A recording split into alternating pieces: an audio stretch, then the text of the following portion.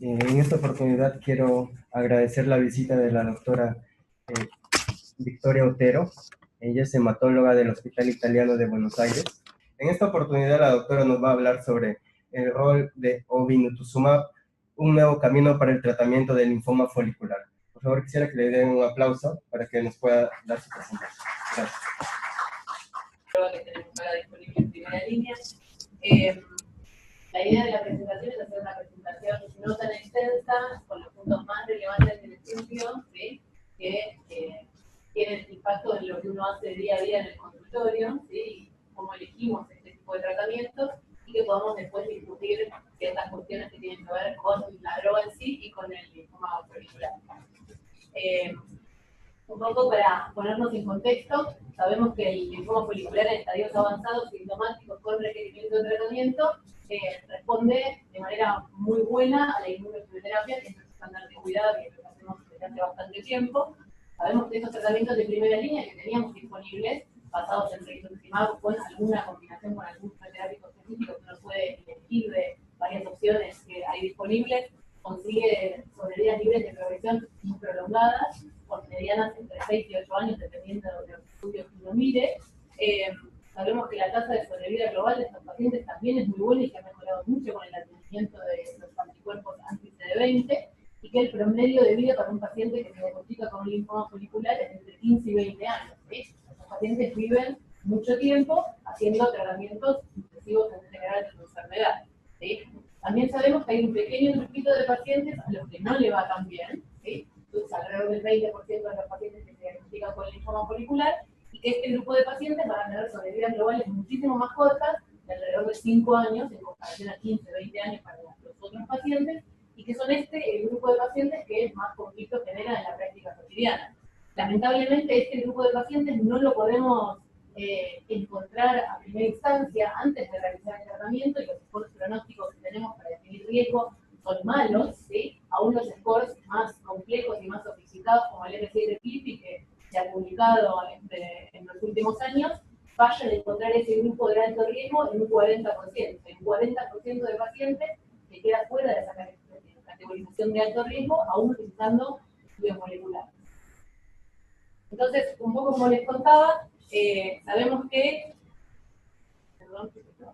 usábamos quimioterapia antes, y la mayoría de las veces utilizábamos CHOP. Se utilizó la fludarabina hace bastante tiempo ya, y después se dejó de utilizar por su igual eficacia pero mayor toxicidad, y que la adición del rituximab cambió significativamente la respuesta de estos pacientes en inducción, y que eso mismo se vio cuando uno utilizaba rituximab en mantenimiento, y esto viene derivado de un estudio muy grande, que es el estudio PRIMA.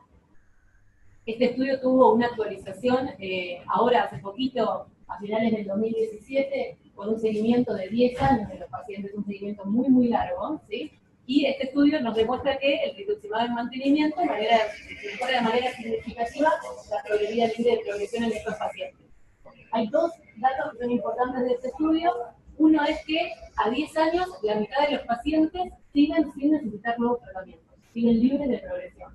¿Sí? O sea que esto que hacemos a primera instancia cuando elegimos el tratamiento de primera línea es altamente efectivo para gran parte de nuestros pacientes. Y el otro dato importante es que este estudio no demuestra todavía, con un seguimiento de 10 años, mejoría en la sobrevida global. ¿Sí? Esto tiene varias interpretaciones. Primariamente, que el linfoma folicular es, en la mayoría de los casos, un linfoma indolente, de uso crónico, de larga sobrevida. ¿Sí? Entonces, demostrar diferencias en sobrevida global en este grupo de pacientes es muy difícil. Lo mismo que pasa con la mayoría de los estudios de LDC.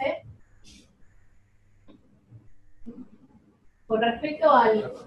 ¿No se escucha? ¿Escucha el micrófono?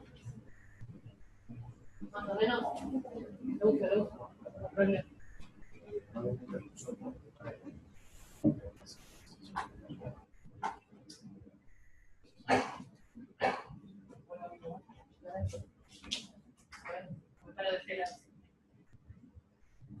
Bueno, y con respecto a los nuevos anti-CD20, tenemos el obinutuzumab o el Gazyva, que sabemos que es una molécula mejorada del rituximab, pero que tiene algunas particularidades que la hacen única, no es simplemente otro anticuerpo monoclonal anti-CD20, tiene esta modificación por glicoingeniería, que básicamente lo que hace es aumentar, en definitiva, la muerte celular directa, ¿sí?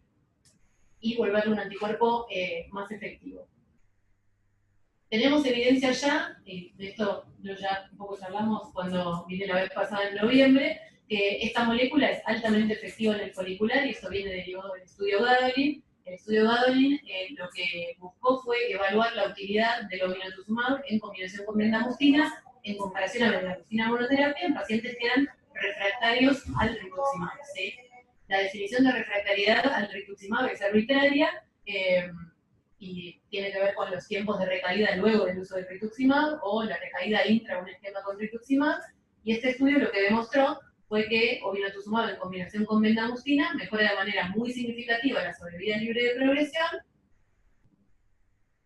y mejora también de manera muy significativa la sobrevida global. ¿Sí? Entonces este estudio no tiene discusión y esta combinación es mejor que lo que uno hace o hacía en pacientes en recaída, donde no teníamos factibilidad de mejorar esas respuestas con otros anticuerpos anti-CD20. Los otros anticuerpos anti-CD20 que están disponibles en el mercado, en este contexto, han demostrado resultados muy inferiores a lo que Gadolin demostró, con sobrevida libre de progresión muy cortita después de la falla del rituximab, por ende no eran estrategias viables. Entonces, con esto un poco entramos en el estudio Gallium, ¿sí? Todo esto que venimos charlando previamente es la racional para el diseño de este estudio y para evaluar las combinaciones con obinutuzumab en primera línea en linfoma folicular. Algunas particularidades que vale la pena comentarles. Lo primero es que el estudio es un estudio aleatorizado, pero la aleatorización es exclusiva del anticuerpo monoclonal, ¿sí? Entonces, los pacientes, cuando se enrolaban en el estudio, se aleatorizaban a recibir Gazyva, obinutuzumab o rituximab. Pero el partner de quimioterapia que los pacientes iban a recibir no es randomizado y es elección de cada centro que participó en el estudio. Entonces, yo tengo mi centro y yo decidía si utilizaba como combinación del anticuerpo monoclonal que tocara por protocolo, el CHOP, la bendamustina o el CBP. Se permitieron esos tres esquemas. ¿Sí? Este es el diseño global del estudio. Se incluyeron unos 1.200 pacientes con linfoma folicular. Es un estudio muy grande, tiene muchos pacientes enrolados. Tiene una parte de otros linfomas indolentes, que son los marginales, del que no tenemos datos por el momento.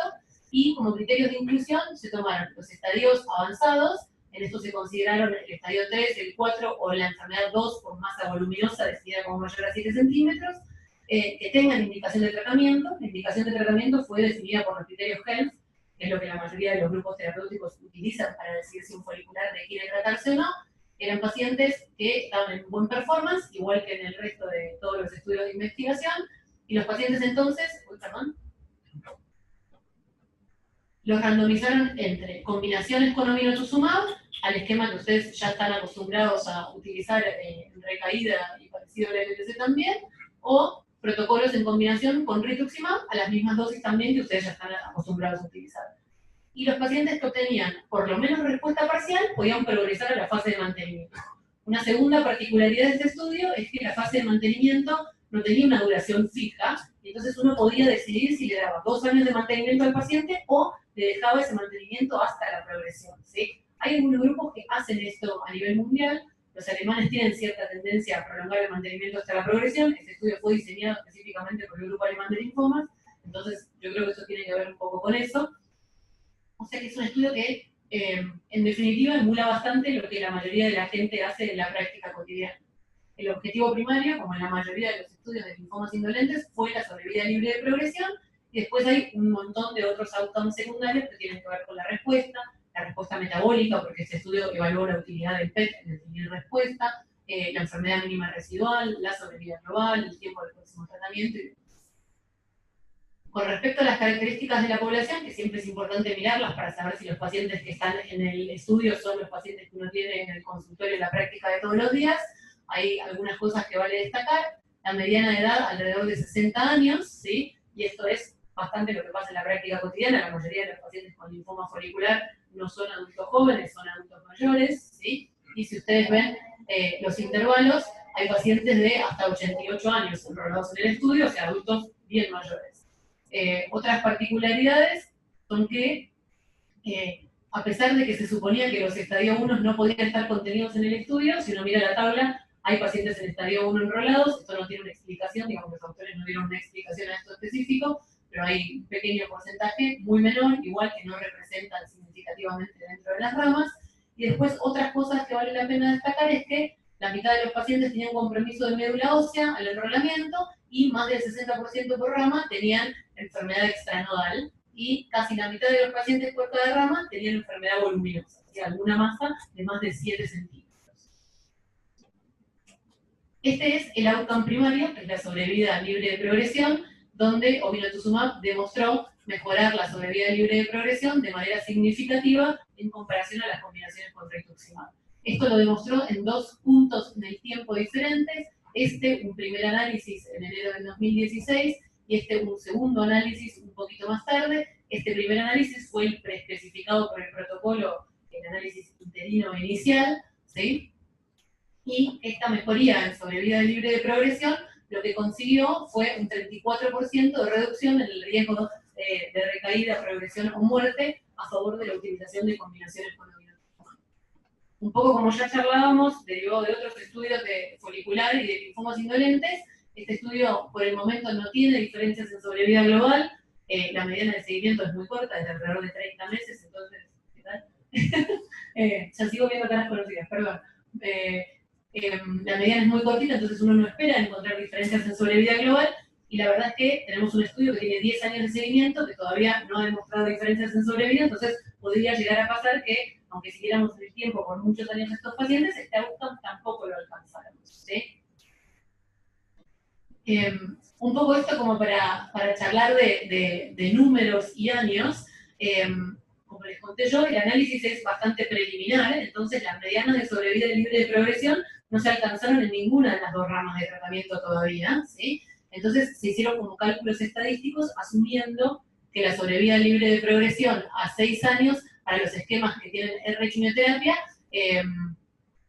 entonces tomamos estos datos y trasladamos este 1.5 que en las combinaciones con obinutuzumab prolongaron versus las combinaciones con rituximab, y eso estadísticamente uno puede pensar que esto va a redituar en 3 años más de sobrevida libre de progresión si uno utiliza las combinaciones con obinutuzumab versus las combinaciones con rituximab.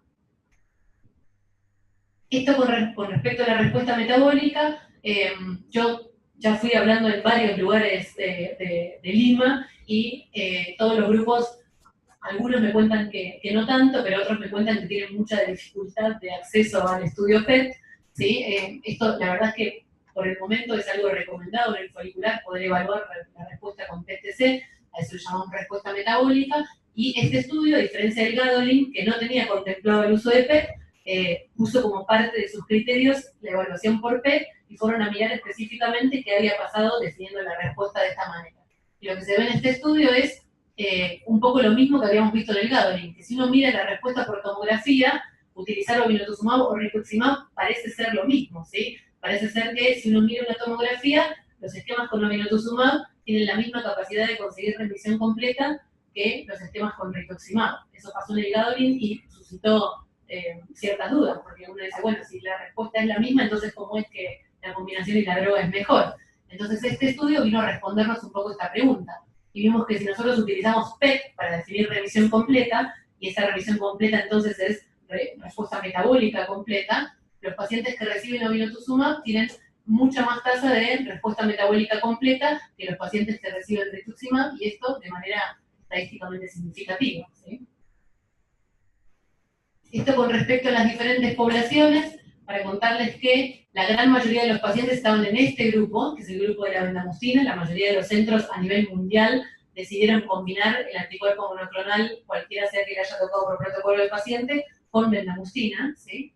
Y esto representó alrededor de un 60% de los pacientes, un 30% de los pacientes recibieron CHOP en combinación con el anticuerpo monoclonal, y un porcentaje muy menor, de 9 puntos y piquito, recibieron CBP. Es un esquema que sabemos que es inferior a la bendamustina y al CHOP por estudios previos. Este es otro outcome relevante, que yo lo miro siempre cuando hay estudios de linfomas de bajo grado, que es el tiempo a un nuevo tratamiento para el linfoma. ¿Cuánto tiempo están los pacientes sin necesitar una nueva terapia para tratarle el linfoma en cuestión, ¿sí? Y este estudio lo que vio es que las combinaciones con obinutuzumab mejoran de manera significativa los tiempos al próximo tratamiento, ¿sí?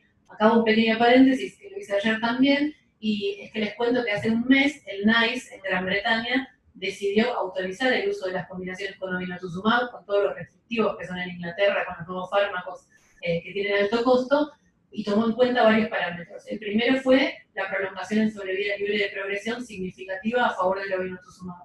La segunda fue esto, el tiempo al próximo tratamiento. Si ellos consideraron que, como esta nueva terapia prolonga de manera significativa el tiempo del próximo tratamiento, eso es redituable para los pacientes. Y lo tercero que hicieron fue sentarse con el dueño de la molécula, por ende Roche UK, y negociaron el precio del obinutuzumab, ¿sí? Entonces, con estas tres cuestiones manejadas, decidieron permitirle a los médicos del Reino Unido que tuvieran esta combinación para utilizarlo en su práctica cotidiana. ¿Por qué? Porque bajo toda esta situación, con lo que ganan los pacientes en sobrevida libre de progresión, con lo que se gana en tiempo a próximo tratamiento, y con este precio no tan elevado de la molécula, las combinaciones con obinutuzumab resultaron costo efectivas, ¿sí? Y costo efectivas aún contra los genéricos del Mabtera que tienen disponibles en Gran Bretaña, ¿sí?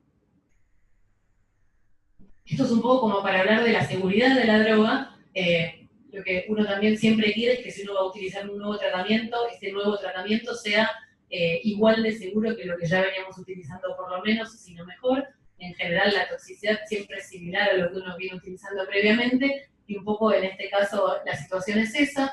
La tasa de eventos globales fue similar entre ambas ramas, hubo un poco más de eventos adversos grado 3-5 en las ramas de Gazyva de obinutuzumab, y esto tuvo en parte que ver con las reacciones infusionales, que ya venimos charlando hace bastante tiempo cada vez que hablamos del obinutuzumab. Esas reacciones infusionales son mucho más severas y de relevancia en la leucemia linfática crónica que en el linfoma folicular. El linfoma folicular, de hecho, no necesita esa partición de la dosis el día 1 para que los pacientes toleren mejor la medicación, pero sí hay un poquito de exceso de reacciones infusionales en los pacientes que utilizan obinutuzumab. Ninguna de esas reacciones infusionales fue fatal, o sea que todos los pacientes que tuvieron reacciones infusionales significativas pudieron manejarse y pudieron retomar la droga. Y esto es un poco para que charlemos específicamente de las quimioterapias en combinación. Si bien hay algunos trials previos que indican que la bendamustina parece superior con respecto al CHOP en cuanto a profundidad de respuesta y sobrevida libre de progresión, hay algún dato controversial al respecto y hay gente que continúa utilizando combinaciones con CHOP, y hay otros grupos que se habían un poco pasado a la bendamustina. Lo que sí está un poco en desuso es el CBP. Y este trial vino a traer como una alarma con respecto a las combinaciones de bendamustina, cosa que no había pasado en los trials previos de comparación de bendamustina contra CHOP. Y es que básicamente los pacientes que hicieron bendamustina, independientemente del anticuerpo monoclonal que uno le sumaran, tuvieron más incidencia de efectos adversos, y esto específicamente relacionado a segundas neoplasias y a infecciones e infecciones oportunistas. La gente que analizó este estudio recolectó un montón de otras muestras, y la explicación que dieron a este fenómeno de más segundas neoplasias y más infecciones específicamente oportunistas es que la bendamustina genera una inmunosupresión T sostenida en el tiempo, no la humoral que uno está acostumbrado a manejar en el contexto de los anticuerpos anti-CD20, sino que la bendamustina genera depleción linfocitaria T, y esto perdura hasta 2 años de finalizada la bendamustina. Entonces los pacientes se quedan un poco sin vigilancia inmune significativa, y creen ellos que eso es lo que favorece que estos pacientes se infecten más y se compliquen más. Otro dato a recalcar es que hay un exceso de segundas neoplasias en esta rama con respecto a las otras ramas en combinación con otros esquemas de quimioterapia, y que hay incidencia de segundas neoplasias hematológicas, que es algo que siempre preocupa por el manejo de ese tipo de patologías y por el pronóstico que tienen. Y estas segundas neoplasias hematológicas específicamente las encontraron en la rama de bendamustina en combinación con obinutuzumab. Una salvedad a esto es que los pacientes que estuvieron en las ramas de bendamustina tenían más comorbilidades y eran pacientes más añosos, o sea, la mediana edad era superior con respecto a las ramas que utilizaron CHOP o las ramas que utilizaron CBP, o sea que era una población un poco más vulnerable que las otras, pero eso está ahí, es un dato que hay que prestarle atención. Yo un poco les comentaba ayer que ya hay grupos internacionales que han dejado de utilizar la bendamustina y han vuelto a utilizar el CHOP en combinación con este nuevo anticuerpo monoclonal con el obinutuzumab. Un poco esto ya se los conté en la diapo de la bendamustina, y es que el CHOP, si bien tiene más eventos adversos grado 3-5, y esto viene derivado de más neutropenias, ¿sí? El CHOP es un esquema que tiene alta incidencia de neutropenia, estas neutropenias no se traducen en neutropenia febriles y estos pacientes no se infectan más, ¿sí? Y después de CBP tenemos poquitos pacientes, pero menos eventos adversos serios, menos infecciones, prácticamente ninguna segunda neoplasia, o sea que es una quimioterapia para combinar bastante más benévola. Esto un poco se los traigo por la misma razón, como para que uno pueda decidir qué sumarle al obinutuzumab o al rituximab en su práctica cotidiana, y esto es qué pasa cuando uno utiliza bendamustina, CHOP o CBP en combinación con rituximab, y qué pasa cuando uno utiliza bendamustina, CHOP o CBP, pero en combinación con obinutuzumab. Y si ustedes ven que la profundidad de la respuesta con bendamustina es significativa, ¿sí? Independientemente de qué anticuerpo monoclonal uno utilice en combinación, esto viene dado de cómo actúa la bendamustina. Y también vemos que los pacientes que utilizamos rituximab, la eficacia del CHOP o el CBP en conseguir respuestas profundas, y esto en el contexto de la medición de enfermedad mínima residual, estas combinaciones parecen ser menos efectivas que la bendamustina, ¿no? Entonces, utilizar el CHOP o el CBP tienen menos chances de conseguir respuestas profundas que utilizar el bendamustina. Y acá la situación parece ser diferente, porque si nosotros miramos, entonces vemos que los porcentajes de enfermedad mínima residual son muy significativos, muy altos y muy iguales entre las tres ramas. Entonces, que utilizar bendamustina en combinación con obinutuzumab parece ser lo mismo que utilizar CHOP en combinación con obinutuzumab, incluso que utilizar CBP, que es un esquema que sabemos de los trials previos, que en combinación con rituximab era inferior. Parece que utilizando obinutuzumab en combinación con CBP, entonces podemos mejorar la respuesta inferior del CBP y hacer que los pacientes tengan unas respuestas similares a como si hubieran utilizado esquemas de quimioterapia más intensivos. Entonces, un poco lo que discutíamos ayer es que hay que sumarle al obinutuzumab si uno decide obinutuzumab en primera línea, ¿no? Si seguimos utilizando la bendamustina con todas estas alarmas de segundas neoplasias hematológicas, infecciones, o en definitiva podemos pasar a usar CBP de vuelta, compensando con el anticuerpo monoclonal la menor eficacia de esa quimioterapia específica, y obtener igual así buenas respuestas con baja toxicidad. Esto se lo traigo también un poco por el mismo criterio. Ayer charlábamos de lo difícil que a veces es pensar en hacer enfermedad mínima residual en nuestros países en Latinoamérica, con todo lo complejo de las técnicas de enfermedad mínima residual. Mínima residual en folicular lo hacen por la translocación 14-18 o por las mutaciones de la inmunoglobulina. Hacer mutaciones de la inmunoglobulina requiere al menos 6 PCRs por la mayoría de los métodos, y eso es muy complejo y muy costoso también. Y nosotros todos trabajamos en países con pocos recursos, con menos recursos por lo menos que quienes idean estos estudios de investigación. Entonces cuesta pensar que uno puede reproducir eso de la enfermedad mínima residual sin conflicto. Y yo un poco les traigo esto que es la respuesta metabólica. Esto lo presentaron en Lugano el año pasado, la doctora Trotman, y básicamente lo que ellos hacen es ver si la respuesta metabólica medida por PET tiene algún correlato con sobrevida global. El PET, por ejemplo, en mieloma, es un criterio de respuesta de enfermedad mínima residual. Si uno trata un mieloma y le hace un PET y el PET es negativo, entonces uno toma enfermedad mínima residual por imágenes negativas, ¿sí? Y un poco el mismo concepto uno podría tener en el linfoma folicular. Entonces sabemos que los pacientes que consiguen respuestas metabólicas completas por PET tienen una sobrevida global mejor que los pacientes que no consiguen respuesta metabólica por PET. Y yo ya les comenté que el obinutuzumab es mejor que conseguir respuesta metabólica completa, ¿sí? Entonces uno podría entender que si uno adopta estos esquemas en combinación con obinutuzumab, a la larga uno podría potencialmente ver algún tipo de beneficio en sobrevida global. Y como para finalizar y que podamos discutir, básicamente las combinaciones con obinutuzumab son más efectivas que las combinaciones con rituximab, específicamente en ese outcome primario del estudio que es la sobrevida libre de progresión, y esto es un 34 o 32%, depende de qué corte tome uno del estudio, de reducción en el riesgo de progresión o muerte. Y el otro dato importante parece ser que la eficacia y la potencia del obinutuzumab compensa la deficiencia de los esquemas que uno pueda sumarle al lado al anticuerpo monoclonal anti-CD20.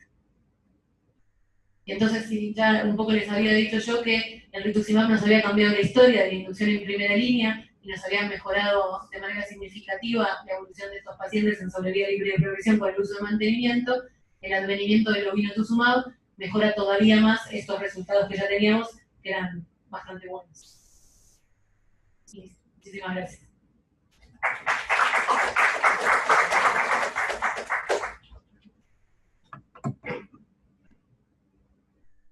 ¿Alguna pregunta para la doctora? El doctor ya me las hizo todas ayer, las puedo repetir si quieren. Fueron muy buenas preguntas y lo podemos volver a charlar.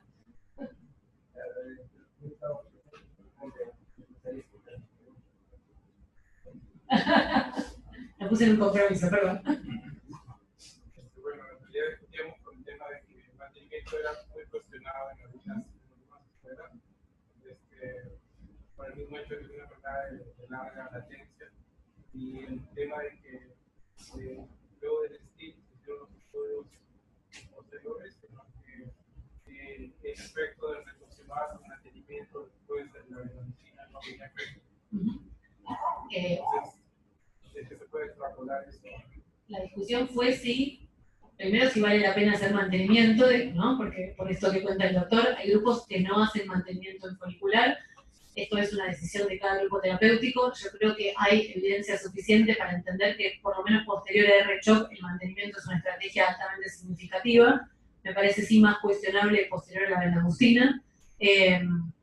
Algunos estudios habían dicho que el mantenimiento posterior a la bendamustina no tenía un lugar específico y que uno no le aportaba nada más que infecciones al paciente si uno lo dejaba en mantenimiento con el rituximab.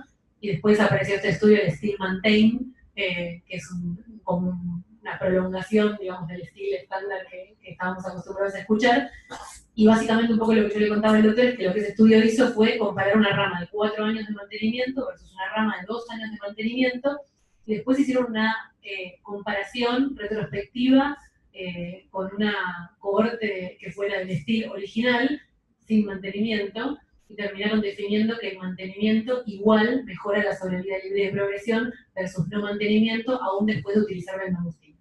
Esto es una comparación histórica, no es un estudio randomizado, y eso hay que tenerlo en cuenta. Entonces, a mí me parece que quien sigue cuestionando el mantenimiento posterior a la bendamustina, digamos, podría hacerlo desde lo estadístico y desde la información que tenemos. Si uno le va a preguntar a los alemanes, que son los principales detractores del mantenimiento posterior a la bendamustina, los alemanes, la mayoría, hacen mantenimiento posterior a la bendamustina, a pesar de que dicen que creen que el mantenimiento posterior a la bendamustina no tiene beneficio alguno. Si uno va y les pregunta personalmente fuera de una reunión delante de todo el mundo, yo lo he hecho, porque yo utilizaba bendamustina y quería saber después del estudio de Rumbo un poco qué hacían, y la respuesta es, y bueno, nosotros, por lo menos hasta que no tengamos un estudio randomizado que nos conteste esto, seguimos utilizando la bendamustina. Me olvidé de contárselo ayer el doctor. Esa es una parte. La otra parte es que, por ejemplo, el Gadolin tiene medición de enfermedad mínima residual, y esto también yo lo charlaba ayer con el doctor, y que los pacientes que consiguen enfermedad mínima residual a final del tratamiento son prácticamente el mismo porcentaje de los pacientes que consiguen enfermedad mínima residual a mitad del tratamiento. O sea que a mitad del tratamiento, gran parte de los pacientes consiguen su mejor respuesta. Y uno después de eso les da 3 ciclos más de bendamustina con toda la toxicidad que eso tiene, más un anticuerpo monoclonal, ¿no? Entonces, un poco el doctor, después cuando discutíamos enfermedad mínima residual, me dice, ¿tendría sentido utilizar la enfermedad mínima residual no solo como un factor pronóstico, sino como para decisión terapéutica? La respuesta es que sí. Uno piensa que en el futuro uno va a poder tener herramientas suficientes para decidir cuántos ciclos de tratamiento requiere un paciente, cuántos ciclos, o si vale la pena ir a un mantenimiento, ¿no? Porque si en mantenimiento uno consigue una respuesta muy profunda, quizás no tiene demasiado sentido tampoco. Pero no son estudios que tengamos hechos al momento y no tenemos esas respuestas, pero bueno, ayer nos dedicamos a teorizar un poco ahí con el doctor. Sí. Sí. ¿Qué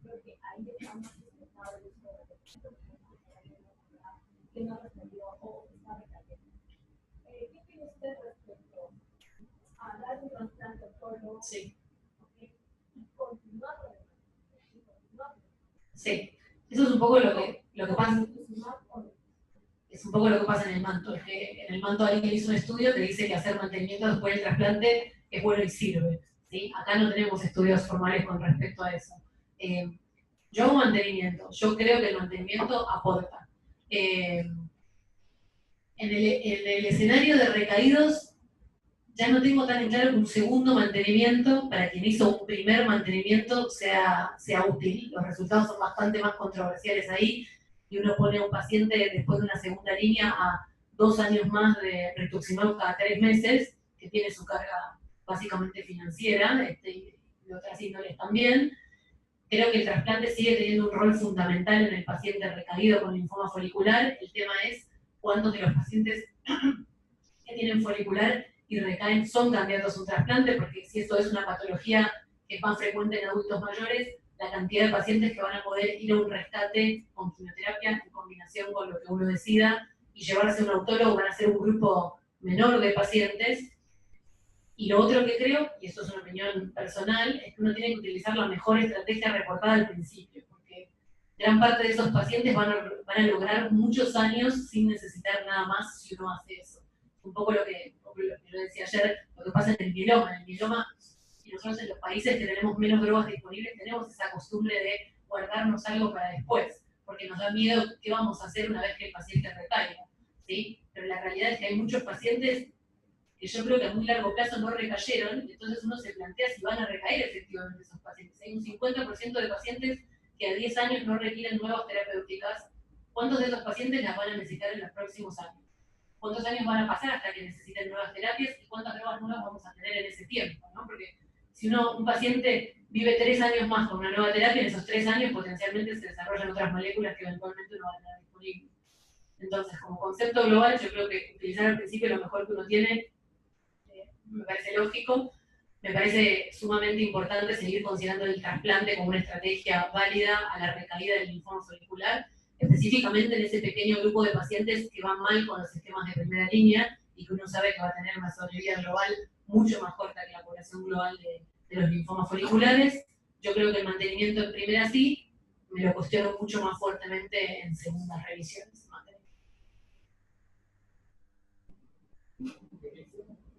Sí.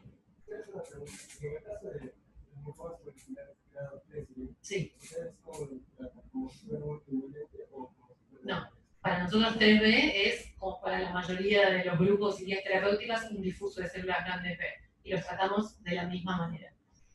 Lo único que no consideramos en esos pacientes es la expresión de BCL2, BCL6, MYC, entonces, porque el peso de esas variables en los linfomas que vienen de indolencia es más controversial, digamos, ¿sí? Entonces, uno sabe que el difuso que es BCL6, BCL2, MYC y todas sus combinaciones va peor y que uno debería intensificar los tratamientos. Eso tiene mucho menos asidero en el folicular o en las transformaciones de un folicular, o sea que básicamente lo tratamos con un difuso de células grandes B de riesgo estándar. En el caso que tengamos tenemos la opción de dar un terapia de mantenimiento y el paciente tiene algún criterio de la radioterapia, ¿qué se recomienda primero? ¿Estamos en radioterapia? ¿Esto podría ser un poco distante? ¿A qué le llaman vos criterio de dar Por radioterapia? ejemplo, una masa múltiple. Bueno, esta discusión la tuve ya un día previo. En realidad, la radioterapia en masa bulky per se es cuestionable. Si uno tiene a disponibilidad respuesta metabólica. O sea, si vos podés hacer un PET, vos estás habilitado en difuso bien folicular, así esa masa bulky inicial no tiene actividad residual metabólica por PET, no irradiable, los resultados son exactamente iguales, ¿sí? Entonces, es diferente si uno utiliza PET o si no utiliza PET. Si uno utiliza PET, lo que tenés que hacer es hacer un PET, y si la masa es metabólicamente negativa, entonces lo pasás a un mantenimiento sin necesidad de radioterapia. Si la masa es metabólicamente activa, podés plantearte el uso de la radioterapia. También sabemos que gran parte de esos pacientes que obtienen respuesta parcial con el esquema de inducción, si vos los ponés en un mantenimiento con anti-CD20, tienen altas chances de negativizar esa captación residual en la masa bulky, aún sin haber utilizado radioterapia.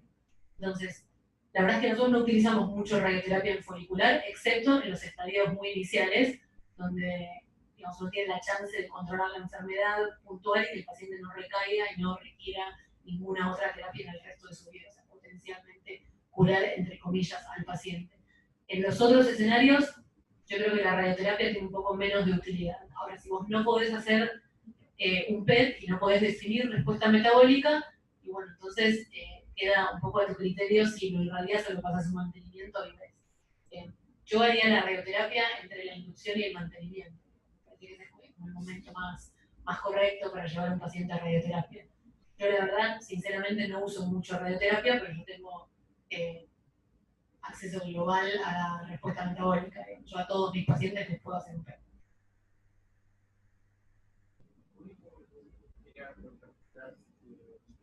Con respecto a las profesiones, Ujú. si cuando se usa la monitorización del estudio de este reporte, cuando se hace la formación indicado, entonces, porque es diferente, ¿no? Una recurrencia o una progresión Sí. molecular a una. Sí, la transformación es un evento de mal pronóstico posterior a un tratamiento de primera línea. Soy mi experiencia o según reporte de mi vida con una mayor protección frente a esta transformación o alguna. En realidad no por las quimioterapias específicas, sí en la mayoría de los estudios que evaluaron riesgo de transformación, un factor protector de la transformación es el uso de anticuerpos monoclonales anti-CD20. Entonces el rituximab es, de lo que hay reportado, el factor de protección a la transformación. El rituximab, del obinutuzumab, por el momento no sabemos. Yo no sé si este estudio va a tener más cortes de información y un poco cuando lo siga a los pacientes en el tiempo, ese dato lo podría tener. No sé específicamente si como está pensada la base, lo va a reportar formalmente la transformación o simplemente el requerimiento a próximo tratamiento. La mayoría de los trials, en realidad, en definitiva, lo que tenés que reportar una vez que vos seguís a los pacientes es nueva terapia antilinfoma. O así se llama en los trials. Entonces tu paciente lo seguís en el tiempo y como tiene nueva terapia antilinfoma, listo, se acaba el seguimiento de tu paciente. Después no sabes más nada de ese paciente, lo sabés vos, digamos, no lo sabe el sponsor porque no te hace reportarlo específicamente. Pero son todos datos que serían interesantes de conocer, lo mismo que un poco lo que yo les contaba ayer de esto de las enfermedades estables, que este estudio lo que hizo fue seguir también a los pacientes que obtienen enfermedad estable a lo largo del tiempo, con mucha visita muy seguida, entonces potencialmente también podríamos tener información de eso, pero la verdad es que por el momento evidencia contundente con respecto al obinutuzumab y su efecto protector contra la transformación no tenemos. Sí, sabemos que el rituximab es un evento protector. Y uno podría decir que si esto es un anti-CD20, podría tener el mismo efecto protector, pero la verdad es que no hay ningún estudio categórico que te responda a eso. Y de acuerdo a cualquier cosa que tuvieran a recomendar, tiene la opción de estudio más tiene la opción de más.